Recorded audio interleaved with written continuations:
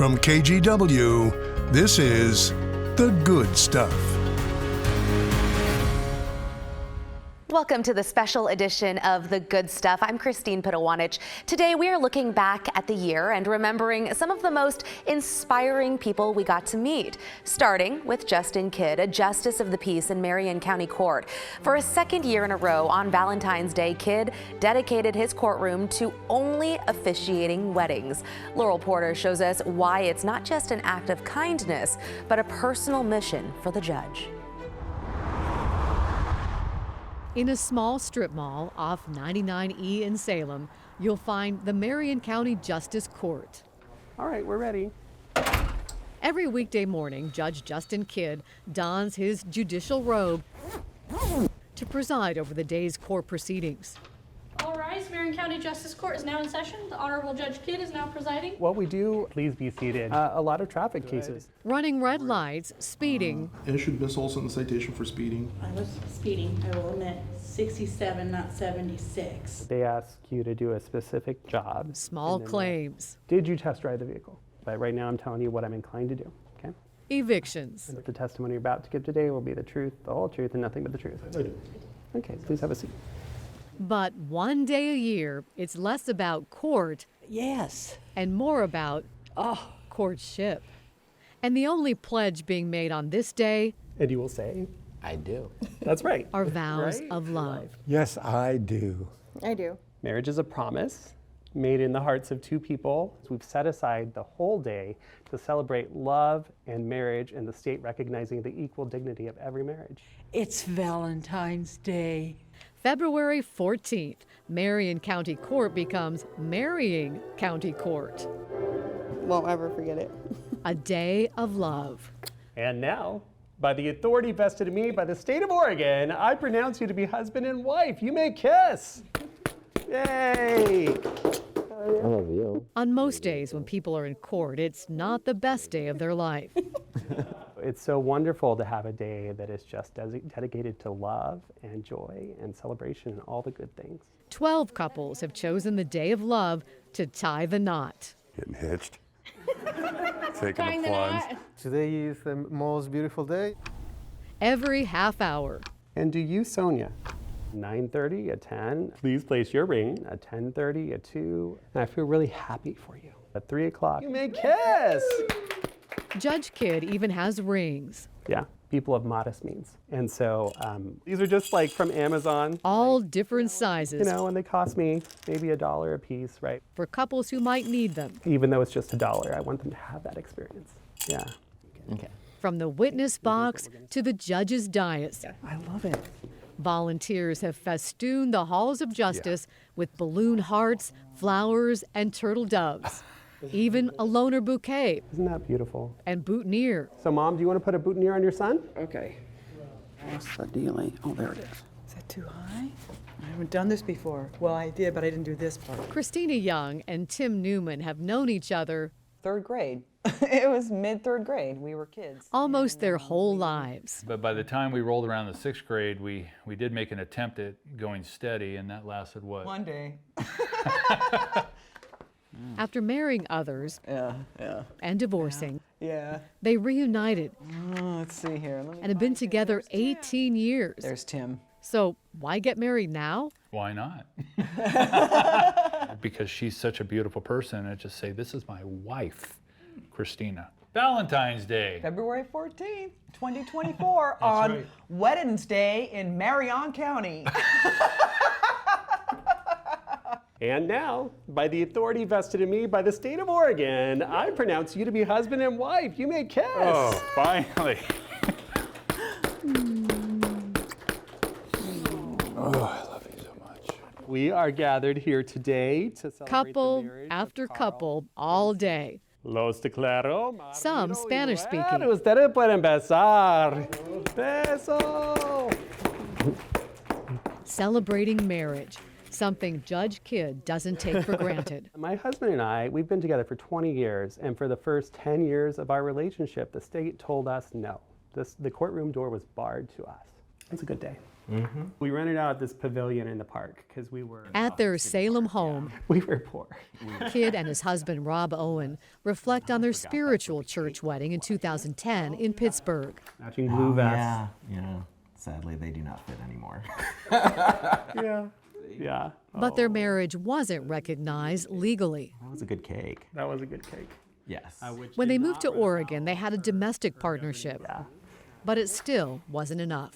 I call it like marriage with an asterisk, or Yeah. Ruth Bader Ginsburg called it skim milk marriage. Like it looks like marriage, but it's not the full richness that everybody else was entitled to. When same-sex marriage became legal in 2014, Kidd and Owen raced to the Salem Justice of the Peace. It just felt like a burden had lifted, the clouds had parted, and We just wanted to be like everybody else, right?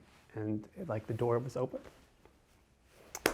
By the authority vested in me by the For state Judge of Oregon, Kidd, I pronounce you to be husband and wife. You it's may his kiss. favorite part of the job. Come on, Mrs. Newman. It is really important to me that courts be open and accessible and available to everybody, including people who couldn't marry before.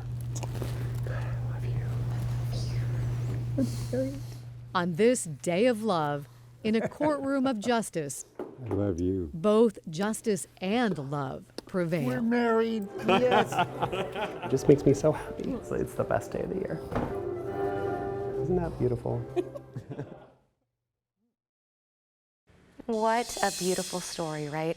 In our next story, we are meeting a talented local high schooler at a senior at Jesuit High. Claire Sau created a tool to connect people living on Portland streets with the services they need. Catherine Cook has her story.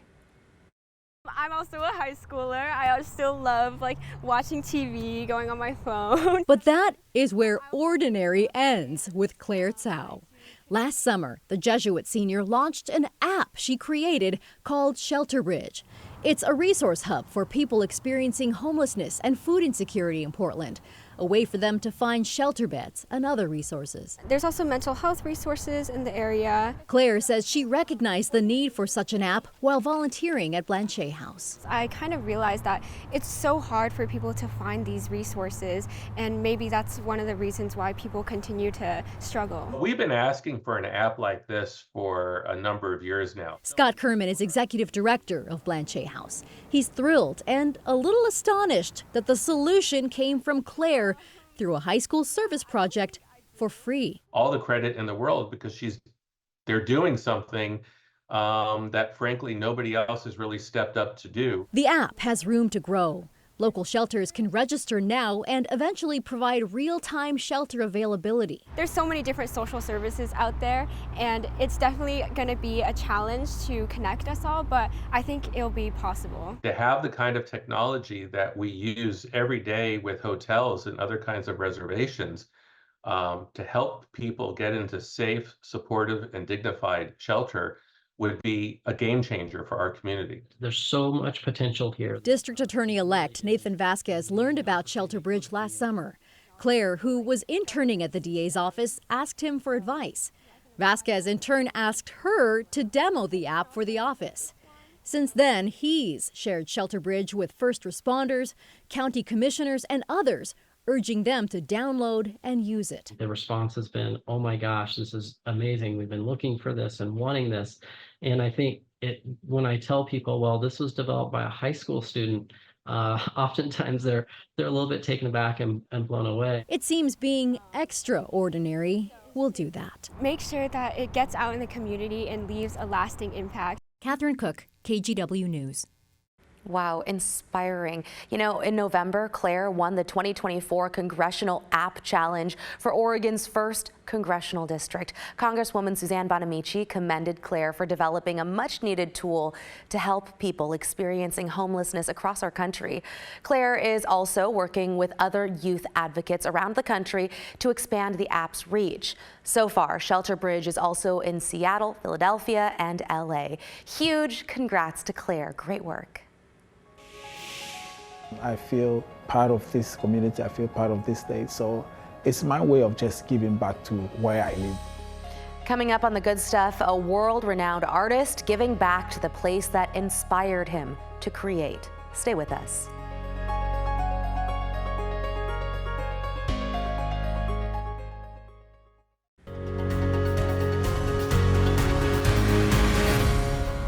Welcome back. The Portland Art Museum is expanding, and with that comes fundraising. Last spring, John Goodwin spoke to a local artist who stepped up to help in a unique way. Every project we do is completely different from anything we've done before. At Maloney Printing in Northwest Portland, art comes to life. And it's really very rewarding to work in traditional processes that really haven't changed in hundreds of years. Paul Maloney runs this fine art printing studio with business partner Harry Schneider and studio manager Cassie Ferguson. It's all done by hand, and we're running it through the press under extraordinary amount of pressure. And the paper is damp, so it pushes down into the incised or etched areas of the copper and pulls up the image. It's kind of like one of those important part in history that has been ignored.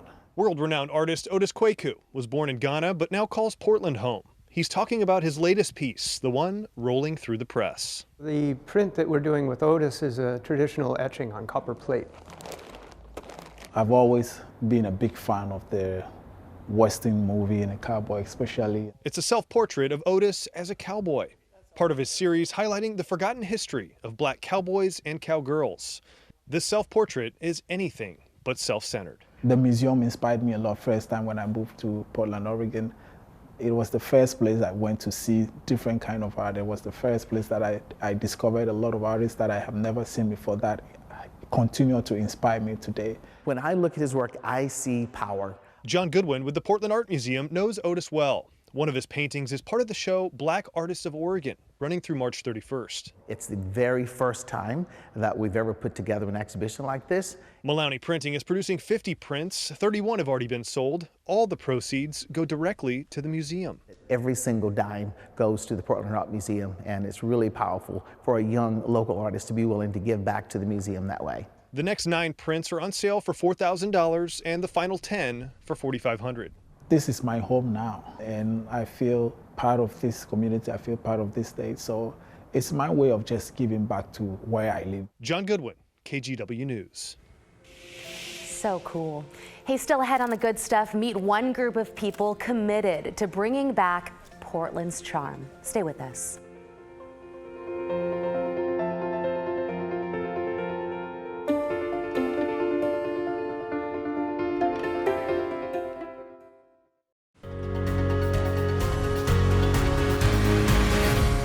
Welcome back to this special edition of The Good Stuff. We are highlighting good people in our communities and looking back at their work. In September, hundreds of volunteers descended on downtown Portland for a mammoth cleanup day. With buckets and grabbers in hand, they worked to bring back the beauty in the city that so many of us love.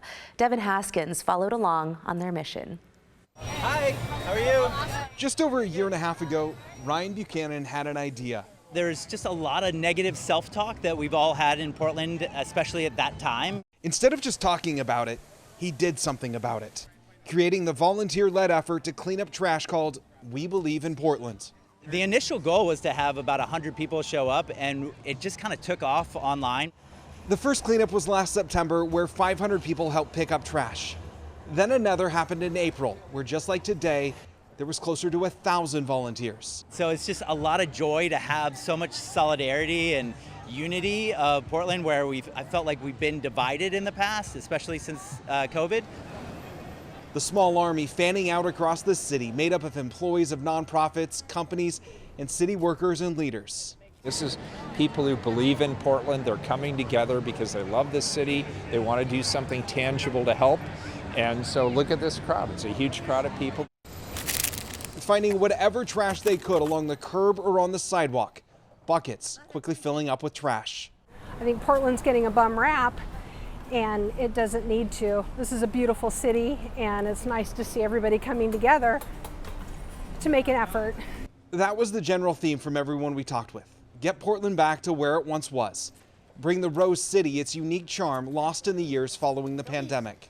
Portland is an amazing city. We want the world to know that. We want to be a part of that. We want to be a part of the recovery of downtown Portland. Piece by piece, everyone here saying, we believe in Portland. Even if it takes time. We're going to get there, one cigarette butt at a time. Yeah, we are. I love it. You are watching Good People, a special edition of The Good Stuff. Coming up, how one Portland teen is opening doors for girls, one pawn at a time.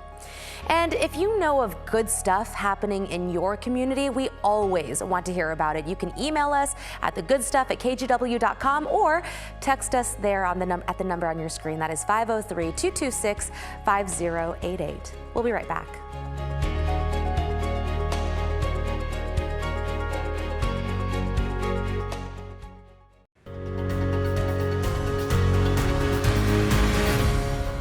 Welcome back. We want to shine a spotlight on a local chess champion who's making some big moves on and off the board. Thomas Schultz subjected himself to a one-on-one matchup with her. Here's how it went. Don't be fooled by the smile. Zoe Tang is like a shark waiting to pounce. I am nationally ranked for girls my age. I think I'm still #1. A chess guru, and like any phenom, sometimes novices. You got this. Try to test her. Go ahead. In this case, me. All right, we're handshaking. I don't know. Are you usually handshaking? Yeah, this is how you start a game. After a rocky start, we got down to business. Before things took a turn for the worse. A move that I make, you're just gonna exploit. Quickly. 3 moves. Checkmate. Good game. That was a good game. Pummeling opponents isn't new to the Portland native. She's been doing this for years. Overall, of course, the U.S. female junior players in the U.S., I'm also among the top. But she usually doesn't do this. E5. Topple competition with her eyes closed. Queen 7, mate. I have not played any of the other girls your age that are ranked, but I understand why you're #1. And in this male-dominated sport, the 16-year-old's busy opening doors for girls. All my female friends at the chess club, they kind of just dropped out. So I ended up becoming like one of the very few girls at that club. Now, when she's not winning trophies, Tang's busy operating her own club called Puddletown Chess. She hosts monthly tournaments and weekly lessons for kids. By doing my small part, hopefully there'll be more girls one day playing chess. And move by move, she's making room for queens. In Portland, Thomas Schultz, KGW News. Wow, talk about incredible talent. And speaking of young people who are pretty amazing, Oregon just elected its newest kid governor. A Portland 5th grader named Rosie will be in the office for the coming year, and she wants to address climate change.